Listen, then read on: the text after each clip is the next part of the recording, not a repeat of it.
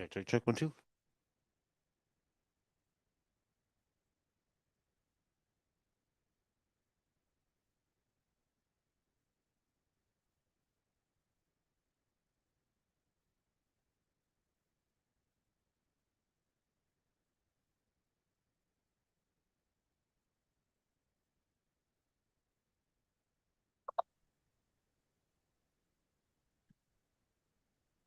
Afternoon, everybody.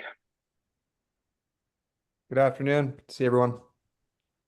Good afternoon, everybody. We'll get started we'll give it another minute.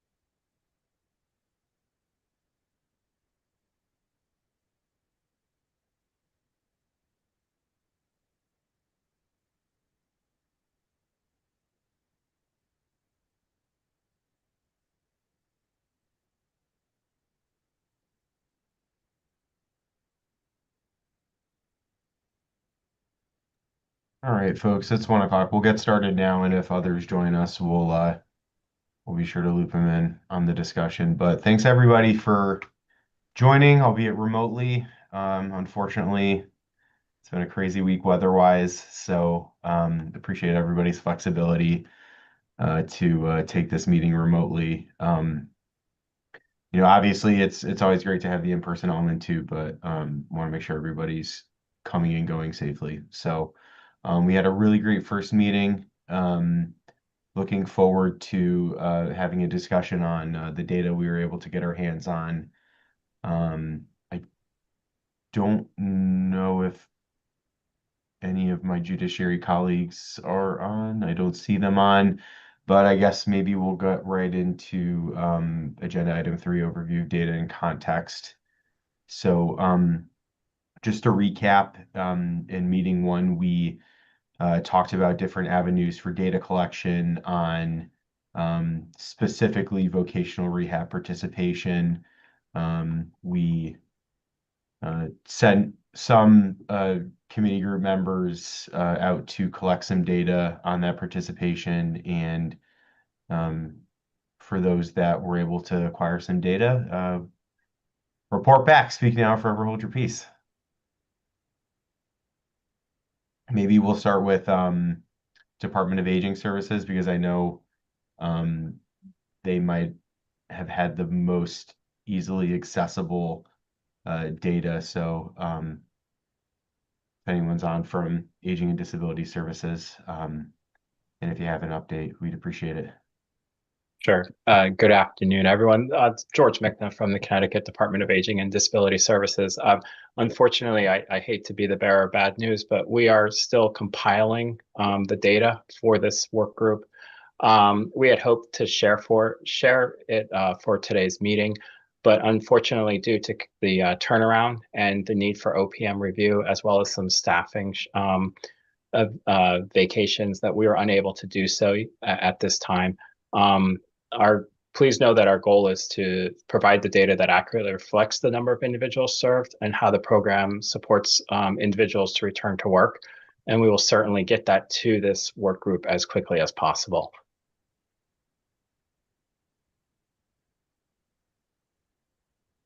Okay, appreciate that update, Mr. McNa. It seems like, yeah, we're working with the right data sample. So just whatever, if you receive it in between now and the next meeting, feel free to share it with members of the group too. But just for my own part, I requested an OLR report on surrounding states' degrees of vocational rehab participation as well, just to see what other New England states are doing on this front, as well as New York. So we're waiting that data as well. And when we get it, we should probably get it around the same time, but I'll be sure to share that with the working group as well. Yes, Mr. Livingston, you have a question or a comment? Yeah, a couple things related to this data collection that I think it would also logically come from the department. So one you may have all seen, there is an OLR research report from 2000 about this issue, 2000-R-0356. And one of the things, it's specifically on workers' compensation, vocational rehabilitation. And one of the things it points out is the statutory change that was referenced at the last meeting in 1991. Prior to 1991, the rehabilitation was funded by a separate 2%, separately accounted 2% assessment on from the carriers, and now in 1991 it was changed to be part of the overall workers' compensation budget. So one thing is I would be curious about whether that had any consequences, positive or negative. So I don't know whether the department has ever reviewed that, whether it's helpful or not helpful, that instead of having a separate 2% overall, it's simply a piece of the regular budget. And in connection with that, under the regulations, the chair sets the subsistence. So a worker who's unable to return to work and is getting vocational rehabilitation may apply for subsistence so that they can be in full-time education and not starve to death or be evicted. And the amount of subsistence is set as a percentage of the overall workers' compensation rate. And I would be curious about, I couldn't find online what percentage that is for 26 or was for 25. So I'd be curious what those percentages have been in recent years. I mean, I think as we assess how well this is all working, our role is primarily looking at how well the statute facilitates the work of the actual folks who are doing it, and in terms of providing rehabilitation that workers need. So I'm curious about whether that information is available from the department.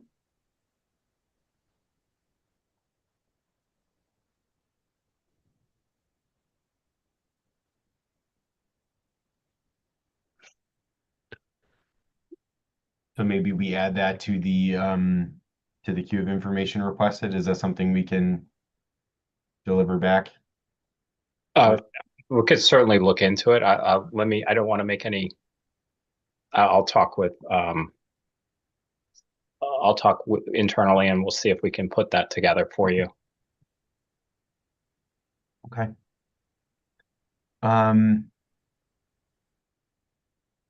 I see CCM's on. I don't mean to cold call people in this meeting. Oh, yep, Attorney Drapo. Yeah, it's my understanding that for, I don't know, maybe 20 years, there's been no funding for that subsistence allowance. So, unless I'm misunderstanding, they used to call it a stipend, and I believe they have not had funding for that for, I don't know, probably about 20 years.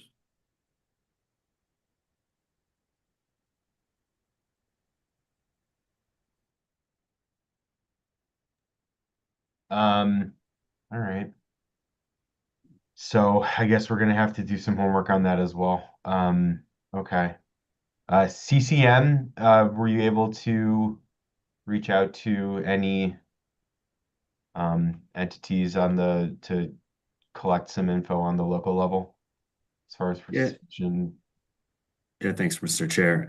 So I did a little bit of homework and spoke to some of my colleagues at KERMA, and obviously KERMA only represents, while a majority of the market share within the municipal insurance market. They don't represent them all. And then there are the self-insured municipalities. So it isn't every municipality so far. We can certainly look to do some of the self-insured through a survey or something like that.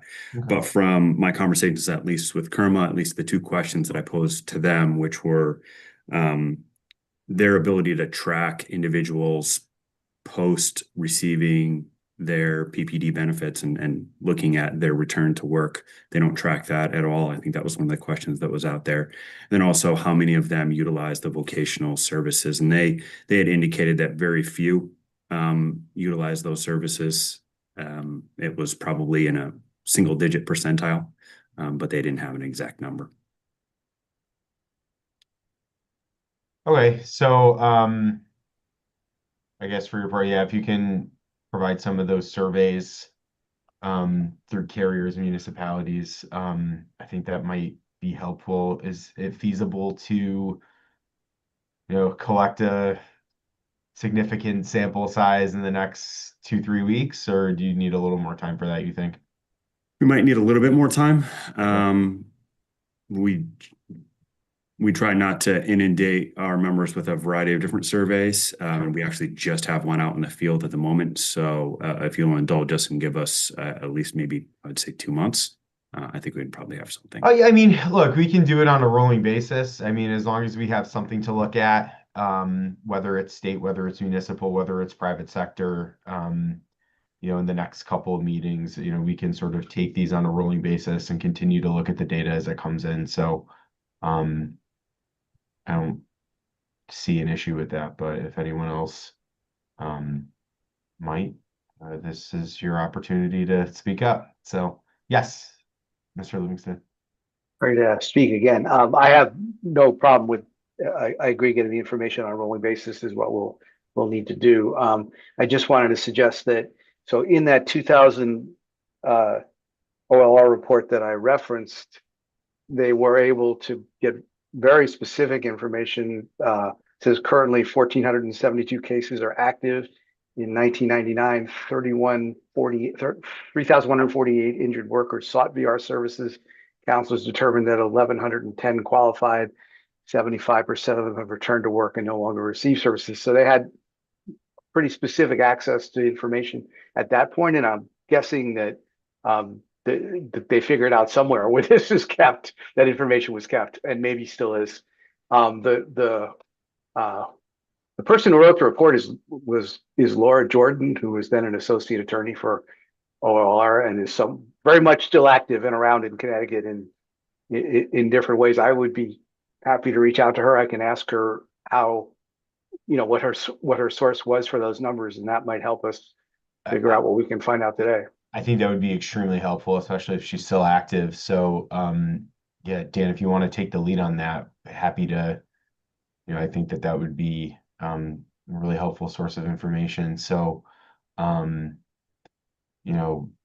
methodology, buckets of data, and I'd be curious, it's been 25 years since that report. I wonder if the numbers are fluctuating over time or if they've remained pretty stagnant. I don't know, but yeah, I think that'd be helpful. I appreciate you offering. Mr. Chair, I just have a question on that. And I can look through the OLR report, but just out of curiosity, Dan, you had mentioned that though that number that you referenced was those individuals that had access to. Did it delineate as far as how many of them utilized service? Well, so it said 31 sought it, and counselors determined that 1,110 qualified. It doesn't go on and say, and they all got it. It's kind of implied, I think, but it doesn't actually say that. But I mean, they did actively seek it. That's a portion of the little over 3,000 that actively sought rehab, according to the report. Thanks. Mr. Chairman, I'll just say that from the department's point of view, we're preparing to show in terms of how many individuals enrolled into the program, how many then received training, and then how many completed training. And we might potentially be able to delineate that a little bit further in terms of just showing the way in which individuals work through the programming. So I just wanted to let you all know that, because I feel that what I'm hearing from the OLR report, it seems as if we could potentially get close to that. I just don't want to promise anything until we can kind of work through the channels that we have to work through.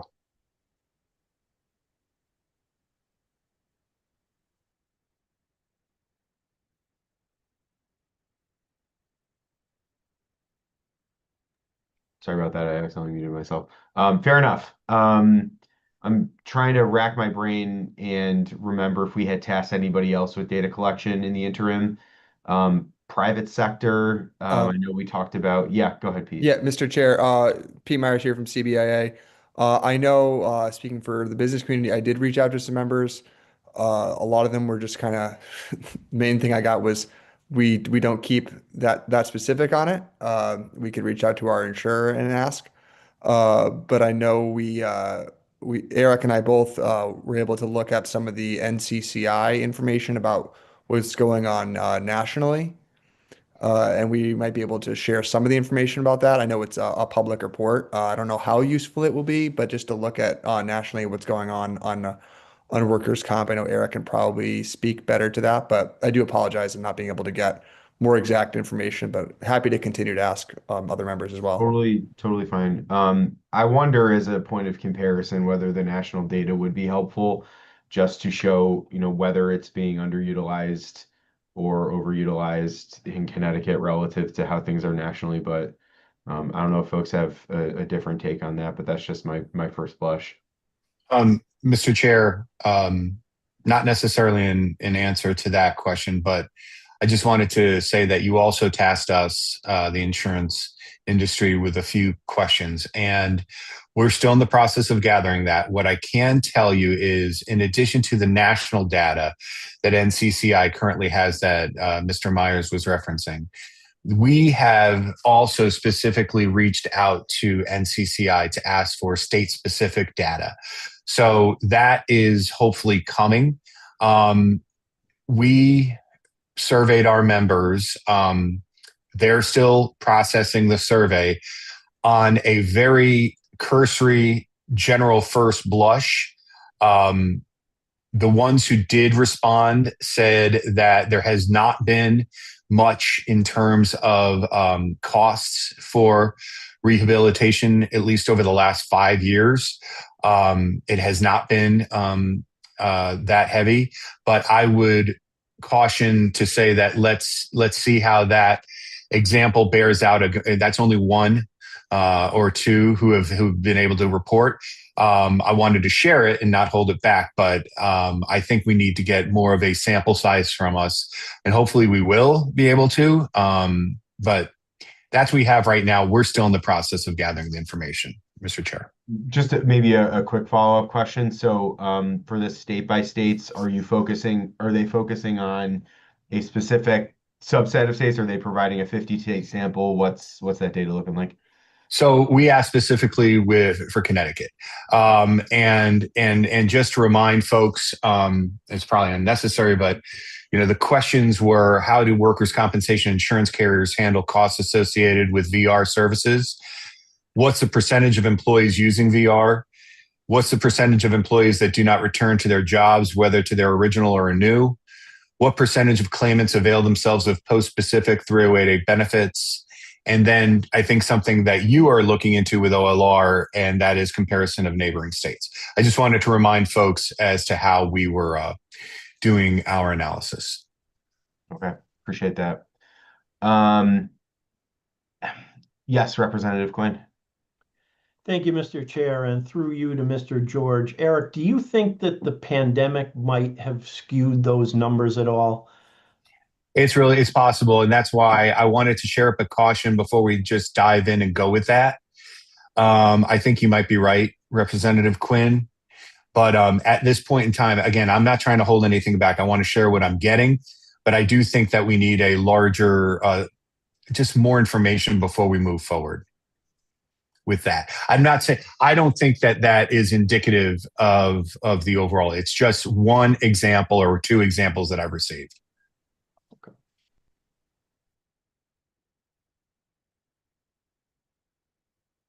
Anybody else on the data side as far as what they're looking into? I think that's everybody we tasked.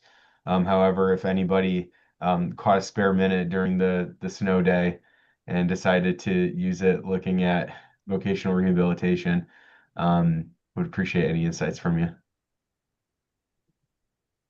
Yes, Ms. Gallahall. Yes, I actually sent something to Austin back on the 14th. And again, I want to caution because I think the numbers we came up with are somewhat low. But I was trying to compare apples to apples and not apples to oranges when I requested IT give me some information. So what I asked them provide to me were the number of cases that were created in the last 5 years. And of those cases, how many had 308A orders associated with them? The number of new claims in that 5 year period was just over 103,000.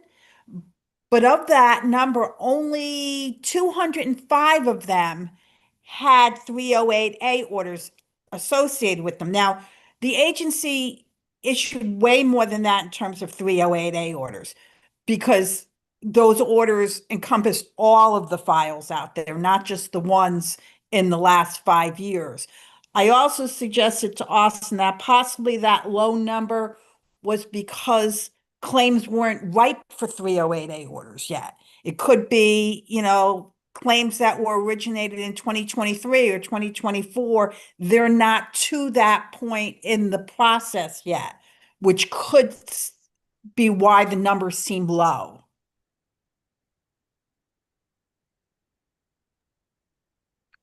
Okay. You said the 14th, Marie? Yeah. Okay. Yes, All right.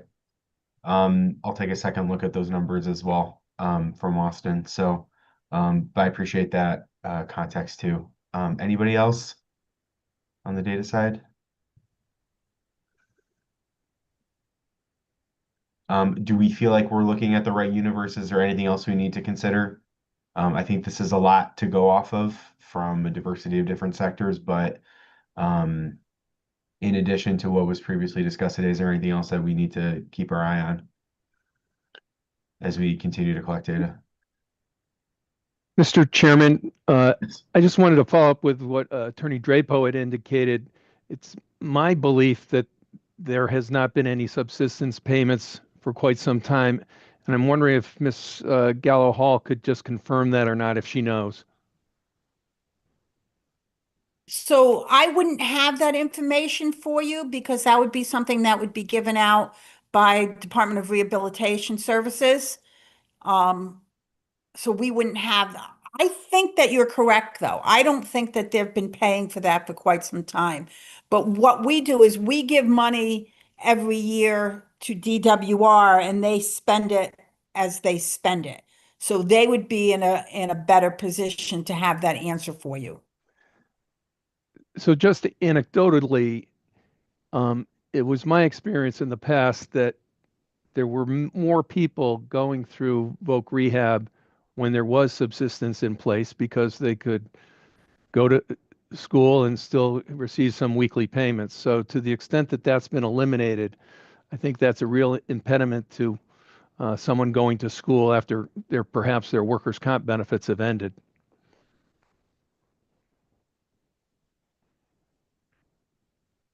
Yes, Mr. Livingston. Yeah, and I just want to say that connects back to the first question I asked about the funding change in 1991, where we no longer have a separate funding stream for workers' compensation rehabilitative services. So I'm wondering whether the natural impact of that might have been that less and less money became available out of the overall workers' compensation budget. And I'm just looking at the governor's proposed budget. I didn't pull up the final budget, but if I'm looking in the right place, which is rehabilitative services under the workers' compensation fund, so separate from personal services and other expenses, it shows a total of for rehabilitative services of less than $600,000 in fiscal 26. So that would be a pretty small amount. It would sort of fit in with the idea that we're not even doing subsistence payments anymore. So definitely may give us something to think about in terms of whether we're funding this all the way we might want to. James, Mr. Demetriadis, did you, I saw your hand up. Was that incidental or did you have? No, I had a question on Attorney Dodge's point. With regards to the subsistence payments, what have we, and thinking about our defined universe of data, is there any value in looking to see what neighboring states do with regards to rehabilitation programs? For example, I know Massachusetts does pay people something, I don't know if they call it subsistence, but there is some kind of money associated with while you're going through the training. And if you don't finish the training, your benefits are reduced or eliminated because you failed to complete the training. So I don't know, is it another data set that we should look at what neighboring states do, or is that getting too far in the weeds because each state's comp system is so unique?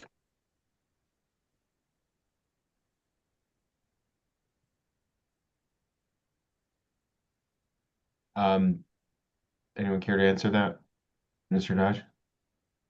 No.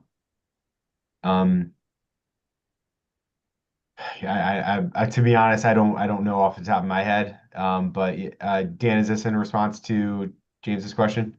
Yes, I mean, And then we'll go to Ms. Gallahall and then Mr. George.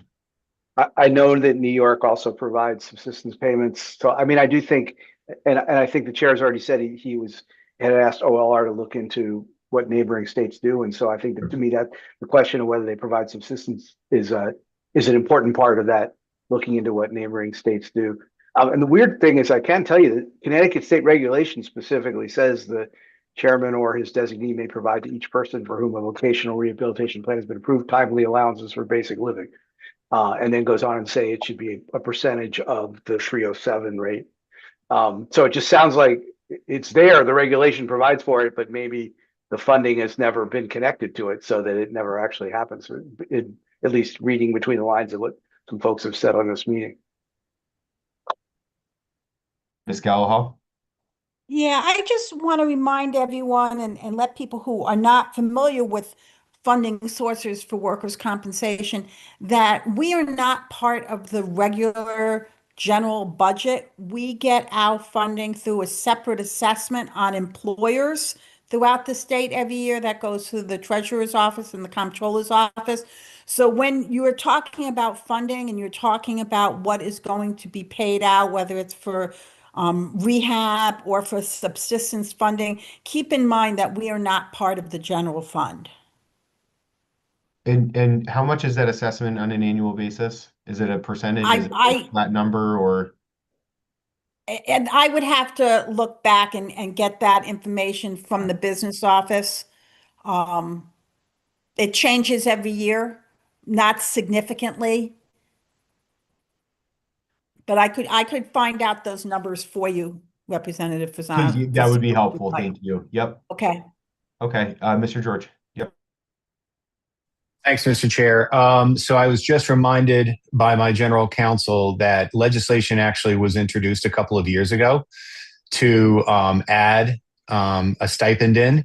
It was in 2023, House Bill 5325 that did not advance. So the legislature has considered this, has considered funding a stipend of this nature, but getting it across the goal line, obviously in that instance, that did not happen. But I'll put a link to the bill in the chat. Appreciate that. Hasn't been introduced since though, right? That was 2023 was the last time. That's my understanding. Yes, sir. Okay. Further comments from working group members?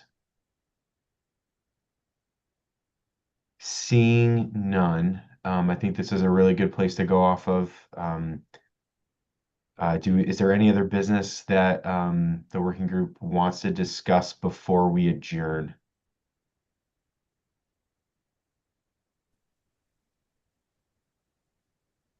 Seeing none, seeing no hands raised, I think we have a lot to work on in the next Yeah, couple. Mr. Chairman, I think there's a yep. hand. Oh, raised. Senator Kushner, of course.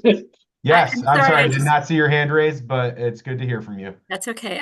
I was on mute because you didn't need to, I mean, I was off camera because you didn't need to see me eating lunch. But I am, could you repeat the bill number? I was looking for it and I, 5323 from 2020 Yeah, session.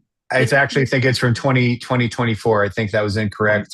24? Okay. And the number is correct. So hold on, Senator. It is 5325. I'm going to put it in the chat. From 2024, an act concerning payments and benefits to individuals with PPD. thank you. Okay. Further comments from working group members? Okay, we will send out another one of the polls to determine our next meeting. I'd like to give a little bit of time just to make sure that we're getting a critical mass of data before our next meeting, but please follow up with your folks. It seems like we have a pretty clear sense of the universe of data we're going to be looking at.